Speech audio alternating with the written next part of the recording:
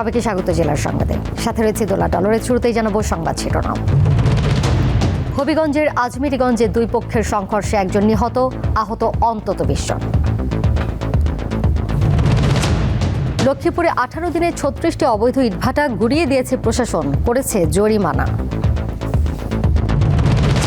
পঞ্চগড়ে সমতলের চা বাগানে কাজ করে ভাগ্য ফিরেছে 20 থেকে 25 হাজার মানুষের।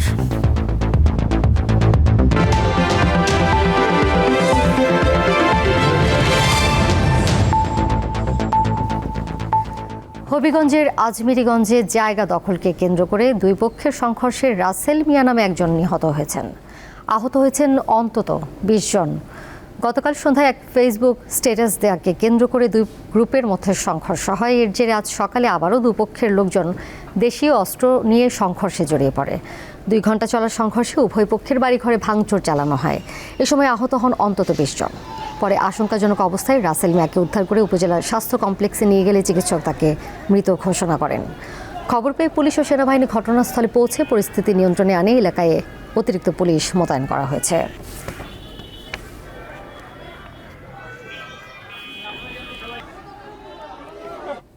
সিরাজগঞ্জের কাজীপুরে জেলা জামায়াতের আমির ও দলটির সিরাজগঞ্জ 1 আসনের প্রার্থী মাওলানা শাহিনুর আলমের গাড়ি বহরে হামলা চালানোর অভিযোগ উঠেছে বিএনপি নেতাকর্মীদের বিরুদ্ধে। সোমবার রাত 10:30টার দিকে কাজীপুর উপজেলার সোনামুখী এলাকায় হামলার ঘটনা ঘটে। এতে অন্তত 15 জামায়াত নেতাকর্মী আহত হয়েছে।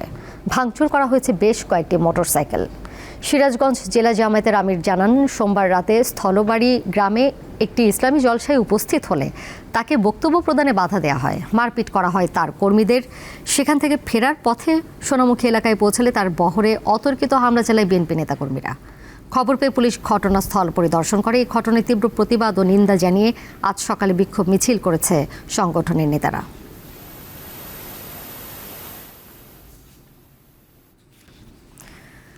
নারী ও কন্যার প্রতি সহিংসতা বন্ধে ঐক্যবদ্ধ হই, ডিজিটাল নিরাপত্তা নিশ্চিত করি, এই প্রতিপাদে সারা দেশে পালিত হচ্ছে আন্তর্জাতিক নারী নির্যাতন প্রতিরোধ পক্ষ এবং বেগম রোকেয়া দিবস।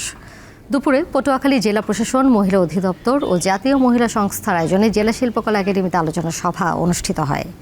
এ সময় সমাজ ও জাতি গঠনে বিশেষ অবদান রাখায় জেলার অদম্য নারীকে সম্মাননা দেওয়া হয়। দিনটি উপলক্ষে মাগুরায় বর্ণাঢ্য শোভাযাত্রা ও সম্মাননা দেওয়া হয়েছে। বাইরে লেখাপড়া করার জন্য করে থাকেন, সাহায্য সহযোগিতা করে থাকেন।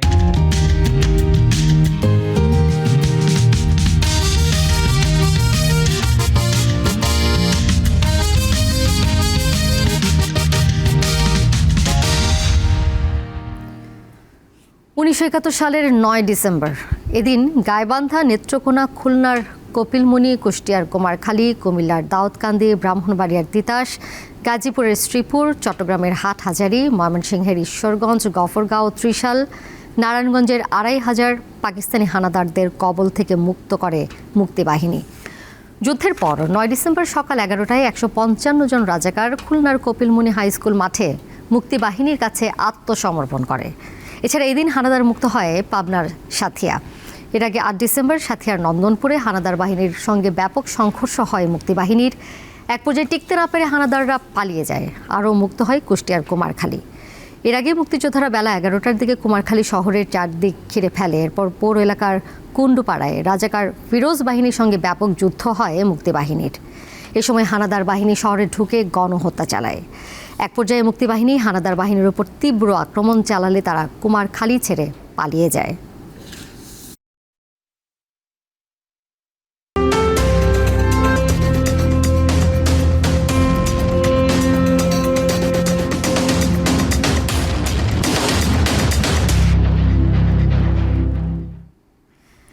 বিএনপির প্রার্থী ঘোষণার পর দলীয় কোন্দল প্রকাশ্যে চলে আসায় রাজশাহী 3 আসনের নির্বাচনী হাওয়া দিন দিন উত্তপ্ত হচ্ছে। তবে প্রচারণায় স্বস্তিতে আছে জামায়াতে ইসলামী। স্থানীয় ভোটাররা বলছেন, এনসিপি, জাতীয় পার্টি, ইসলামী আন্দোলন বাংলাদেশ সহ অন্যান্য রাজনৈতিক দল প্রার্থী দিলে জমে উঠবে এই আসনের নির্বাচন। রাজশাহী মহানগরীর উপকণ্ঠে পবা ও মোহনপুর এই দুই উপজেলা নিয়ে গঠিত রাজশাহী 3 আসনটি দেশের একটি গুরুত্বপূর্ণ কৃষি অর্থনৈতিক অঞ্চল। কৃষি নির্ভর এ আসনের ভোটারদের বড় অংশই কৃষির সাথে নানাভাবে সম্পৃক্ত। এ কারণে এ আসনের ভোটারদের দৃষ্টি কৃষিজ পণ্যের বাজার স্থিতিশীলতার দিকে। আমরা তো অনেক কিছুই দেখেছি, অনেক সরকারকেই দেখেছি। এবার আমরা একটু পরিবর্তন হিসাবে আমরা দেখতে চাচ্ছি। নতুন বছরে নতুন কিছু আমরা চাচ্ছি, যাতে আমাদের কৃষকের জন্য ভালো কিছু আনতে পারে, সেরকম ব্যক্তি আমাদের প্রয়োজন। যারা উন্নয়ন করবে রাস্তাঘাটের, আর যেটা ভালোভাবে চালাবে দেশ, এদেরকে ভোট দেওয়া লাগবে। আমাদের সুবিধার জন্য কাজ করবে, আরও নারী আছে তাদের জন্য সুবিধার জন্য কাজ করবে। যতগুলো নারী আছে তাদের জন্য বেকার অবস্থায় বসে না থাকে, এরকম অবস্থায় যদি কাজ করতে পারে আমরা তাদেরকে ভোট দেবো। সৎ, যোগ্য এবং নির্ভীক, যে ভয়হীন বাধাহীনভাবে সমাজের উন্নয়ন করবে, তাকেই আমরা যোগ্য প্রার্থী হিসেবে বিবেচনা করব। রাজশাহী ৩ আসনটি একসময় বিএনপির শক্ত ঘাঁটি হলেও ২০০৮ সালের পর থেকেই আসনটি আওয়ামী লীগের দখলে চলে যায়। আসন্ন ত্রয়োদশ জাতীয় সংসদ নির্বাচনে এই আসনটির দখল ফিরে পেতে চায় বিএনপি। তবে বাদ সাধে বিএনপির মনোনয়ন। প্রকাশ্যে চলে আসে স্থানীয় মনোনয়ন প্রত্যাশীদের ক্ষোভ। এরই মধ্যে দলের এক অংশ সড়ক অবরোধ করে বিক্ষোভও করেছেন। তাদের অনেক দিনের যেটা হচ্ছে যে কাঙ্ক্ষিত একটা বিষয় যে তারা তাদের পছন্দের প্রার্থীকে নির্বাচিত করবে, সেই হিসাবে আমি শতভাগ আশাবাদী যে তারা আমার সাথে আছে। আমাদের কৃষক যারা তারা উৎপাদিত পণ্যের ন্যায্য মূল্য পায় না, সেটার দিকে ভ্রুক্ষেপ রাখা। পাশাপাশি হচ্ছে অবকাঠামো উন্নয়ন, আরও অনেক কিছু আছে। শিক্ষার মান, গুণগত মান বৃদ্ধি করা, আর আমাদের মায়েদের বোনদের জন্য ফ্যামিলি কার্ড, কৃষকদের জন্য ফার্মার কার্ড, এই সমস্ত আমার চেতনার মধ্যে আছে। আমি অনেকদিন থেকে এগুলো নিয়ে কাজ করি। আনুষ্ঠানিক নির্বাচনী জোট ঘোষণা না হলেও এবার পূর্ব প্রস্তুতি নিয়েই মাঠে নেমেছেন জামায়াতে ইসলামের প্রার্থী অধ্যাপক আবুল কালাম আজাদ। প্রভাবম্বরের লোক জামাতকে ভোট দিয়ে দাঁড়িয়েপাল্লার জন্য ভোট দিয়ে উদ্গ্রীব হয়ে দাঁড়িয়েছে। 70% ভোট পাবে মোহনপুরে জামাত ইসলাম। কৃষি ভিত্তিক একটি ইপিজেড করতে চাই, যেখানে এই ইপিজেড করতে পারি। রাজশাহীর আম প্রসেসিং করা হবে, সেখানে অন্যান্য কৃষিপণ্য সেখানে প্রসেসিং করা হবে, সেখানে অনেক বেকার যুবক এবং নারীদের কর্মসংস্থান হবে। অপরদিকে এইসব কৃষকরা এর লাভবান হবে। এদিকে ইসলামী আন্দোলন বাংলাদেশ, জাতীয় পার্টি, এনসিপি, খেলাফতে মজলিস সহ বেশ কয়েকটি দল এখনও এই আসনের চূড়ান্ত প্রার্থী ঘোষণা করেননি। বিগত 54 বছরে যে কাজগুলো হয় নাই, ইসলামী আন্দোলন বাংলাদেশ আগামী 5 বছরে সেই কাজগুলো করিয়ে জনগণকে দেখিয়ে দেবে ইনশাআল্লাহ। আমাদের কাজ হবে 100তে 100 ইনশাআল্লাহ। কোনো দুর্নীতি হবে না, যা বাজেট হবে কাজ তা হবে। যদি পয়সা বেশি যায় রাষ্ট্রীয় কোষাগারে ফেরত যাবে ইনশাআল্লাহ। স্থানীয় ভোটাররা মনে করছেন আসন্ন নির্বাচনে এই আসনটির নতুন ভোটাররা জয় পরাজয়ে মুখ্য ভূমিকা পালন করতে পারে। আফরিদ হাসান, দীপ্ত বার্তাকক্ষ। এবার কেওয়াই স্টিল চট্টগ্রাম সংবাদ।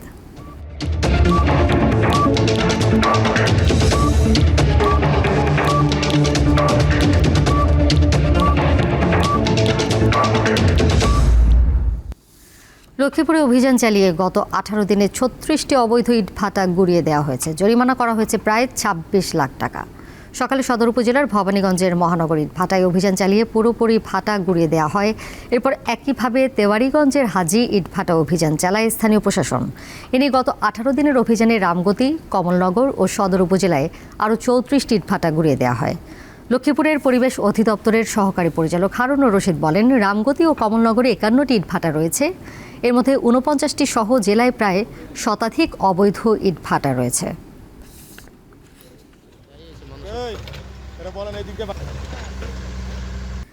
মাগুরার শালিখায় মানসিক প্রতিবন্ধী 7 বছরের ছেলে শিশুকে যৌন নিপীড়নের অভিযোগ উঠেছে 16 বছরের এক কিশোরের বিরুদ্ধে। অভিযুক্ত কিশোরকে আটক করেছে পুলিশ। ভুক্তভোগী ওই শিশুর পরিবার জানায়, গতকাল বিকেলে শিশুটি বাড়ির পাশের মাঠে খেলা করার সময় একই গ্রামের ওই কিশোর তাকে ফুসলিয়ে নির্জন ঘরে নিয়ে নির্যাতন করে পালিয়ে যায়। পরে ওই শিশুর চিৎকার শুনে পরিবারের সদস্যরা এসে তাকে উদ্ধার করে হাসপাতালে ভর্তি করে। চিকিৎসক জানান, প্রাথমিকভাবে ঘটনার সত্যতা পাওয়া গেছে।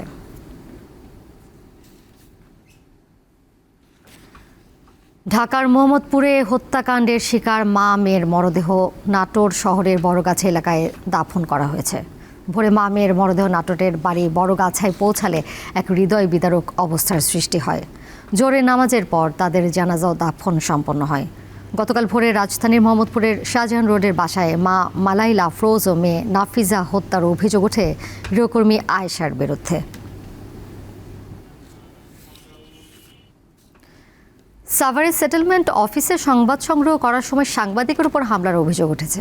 সোমবার দুপুরে সাভারের আলমনগর সুগন্ধা হাউজিংয়ে সাভার উপজেলা সেটেলমেন্ট অফিসের অনিয়ম ও দুর্নীতির তথ্য সংগ্রহ করতে গেলে দেশ টিভির সাভার প্রতিনিধির উপর হামলা ও ক্যামেরা ছিনিয়ে নেওয়ার চেষ্টার অভিযোগ উঠেছে অফিসের পেশকার মোহাম্মদ শফিক এবং উপসহকারী সেটেলমেন্ট অফিসার মোহাম্মদ সাইফুল ইসলামের বিরুদ্ধে। ওই সাংবাদিক জানান, দুর্নীতির বিষয়ে প্রশ্ন করতেই ক্ষিপ্ত হয়ে ওঠে তারা। চড়াও হওয়ার পাশাপাশি ক্যামেরা ছিনিয়ে নেওয়ারও চেষ্টা করা হয়। আপনাদেরকে কেন আপনার বাইরে যান? আপনার কেন বাইরে টানতে চাচ্ছেন? আপনি বাইরে যান, আপনি আমার অফিসের বাইরে যান, আমার অবশ্যই দিবেন। পঞ্চগড়ে সমতলের চা বাগানে চুক্তিভিত্তিক কাঁচা চা পাতা সংগ্রহ করে সচ্ছলতা ফিরেছে অনেক পরিবারে। সরকারি প্রণোদনার মাধ্যমে শ্রমিকদের উৎসাহিত করা হচ্ছে বলে জানায় চা বোর্ড কর্তৃপক্ষ।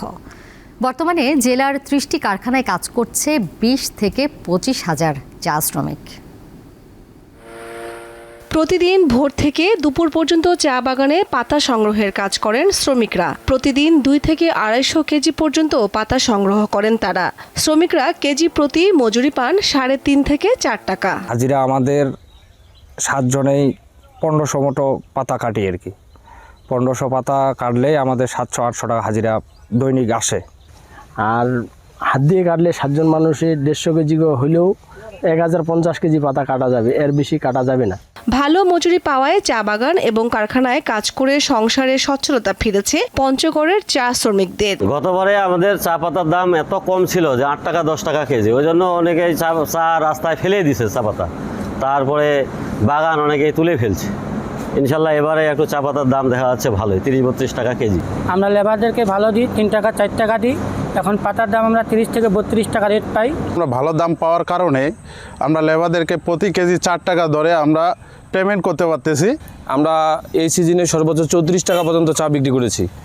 এই রেটটা থাকার কারণে আমরা লেবার পেমেন্ট থেকে শুরু করে চা পেমেন্ট যেভাবে পাচ্ছি, এতে আমরা অনেক খুশি। সংসারের সচ্ছলতা আসলেও শ্রমিকদের অভিযোগ, চিকিৎসা ভাতা সহ সরকারের দেয়া সব ধরনের সুযোগ সুবিধা থেকে বঞ্চিত তারা। তবে সরকারি সহায়তার আশ্বাস দিয়েছেন চা বোর্ডের কর্মকর্তারা। সমাজ কল্যাণ অধিদপ্তর থেকে চা বাগান চা রিয়েল শ্রমিক যারা, তাদেরকে বাৎসরিক 5,000 টাকা করে প্রণোদনা দিত। এই বছর সেটা 6,000-এ উন্নীত করা হয়েছে। পঞ্চগড়ের সমতলে 3,940 হেক্টর জমিতে চা চাষ হচ্ছে। কৃষি বিভাগের তথ্য মতে জেলায় চা শ্রমিকের সংখ্যা 24,810 জন। এর মধ্যে চা বাগানে 23,450 জন ও চা কারখানায় রয়েছেন 1,460 জন শ্রমিক। কামরুন নাহার, দীপ্ত, বার্তাকক্ষ। জেলার সংবাদ শেষ করব, যাবার আগে শিরোনামগুলো জেনে দেব আরও একবার। হবিগঞ্জের আজমিরিগঞ্জে 2 পক্ষের সংঘর্ষে 1 জন নিহত, আহত অন্তত 20 জন। লক্ষ্মীপুরে 18 দিনে 36টি অবৈধ ইটভাটা গুঁড়িয়ে দিয়েছে প্রশাসন, করেছে জরিমানা। পঞ্চগড়ে সমতলের চা বাগানে কাজ করে ভাগ্য ফিরেছে 20 থেকে 25 হাজার মানুষের।